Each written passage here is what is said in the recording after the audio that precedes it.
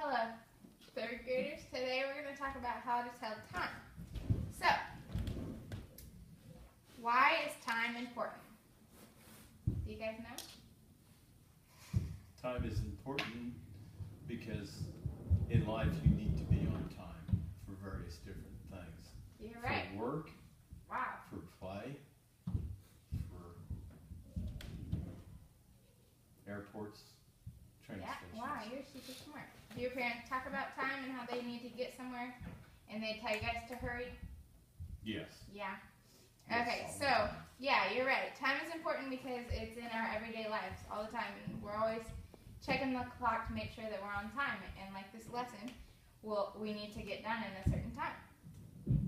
So, the two main components of a clock are the minute hand and the hour hand. So, the hour hand is the shorter hand, and whichever number it's closest to or pointing at tells the hour, what hour it is, and then the minute hand is the long hand. So, on this clock, can somebody show me which one is the hour hand? I can. Okay, come over here and show me.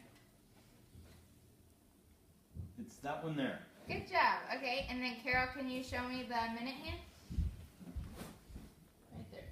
Good job. So you guys understand how the minute hand and the hour hand work? Yeah. Okay, so, and then the clock is divided into every 5 minutes there's a number. So, if it's pointing at the 12, then it's 0 minutes. And then 1 minute, 2 minute, 3 minute, 4 minute, and then once it gets to the big one, it's 5 minutes. And then, what goes after 5? 6, 7, 8. 8.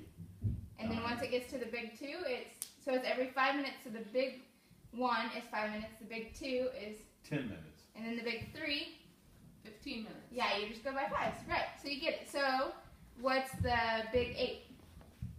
8 times 5, 40. Good job. Okay, so, and then the hour hand, whichever one it's pointing at, is the hour. So if it's pointing at 12, it's 12. 1, 1, and then you'll say the hour hand. You say the hour hand first, and then the minute hand. So if it's pointing at the short hand is pointing at the 1, then it's 1, and then the minutes is pointing at the 5, so it's 1:25. Does that make sense? Mm-hmm. Yeah? Okay, we'll do some more practice in just a little bit. Okay, so this is called an analog clock, what we have right here. And then on here, there are digital clocks. So digital clocks are way easier, in my opinion, because all you have to do is just read the numbers. So this first one says 9:25. And then check and make sure the analog clock is matching. And the hour hand is pointing just a little above the 9, and then the minute hand is pointing at the 5. So it's 9:25. That one's right. Carol, can you do this one? 10:15. And that's what the digital clock says. What about, is that the right time on the analog clock? Mm-hmm. Perfect. And Rick, can you do the last one? 11:40. Yep. And then is the analog clock right?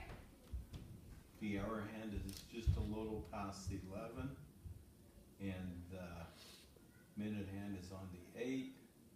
8 times 5 is 40. Yes. Good job. Yeah. All right. So then we'll just keep practicing so that we get this. Make sure that we are able to tell time, and then we'll take a little quiz on our tablets. So here's just another practice problem. Who can tell me what time this clock says? I can. Rick, what is it? What time is it? The hour hand is past the 12, so it's 12.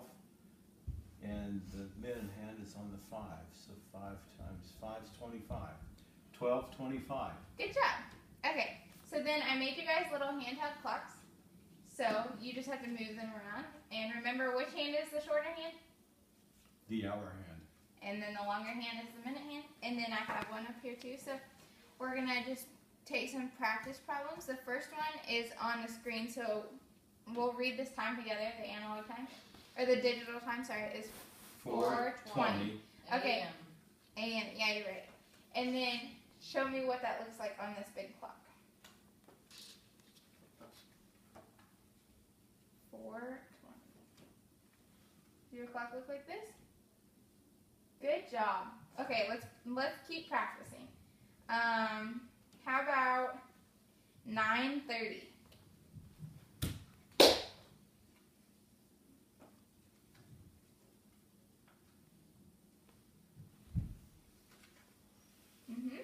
And then another thing is, as the minute hand goes around, it moves the hour hand just a tiny bit, so that by the time it gets to 9:55, it's pointing almost at the 10. Does that make sense to you guys? All right. So let's try just a couple more. Carol, you want to pick a time and we can put it on our clocks, and then Rick can do the same. 2:20. 2:20. All right. 2:20. That's a good choice. Does everybody's clock look like this? Good job. Okay, and then Rick, you want to pick a time? 9:55. Ooh, tricky. Okay.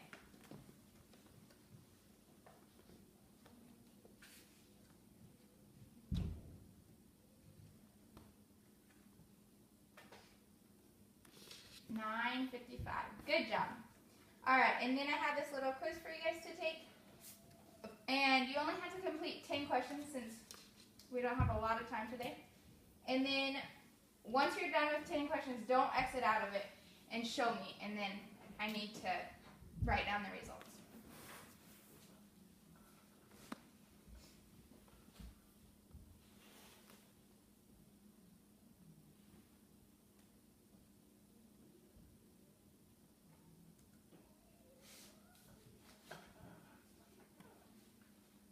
Well, I guess if you need to use these for your questions, you can.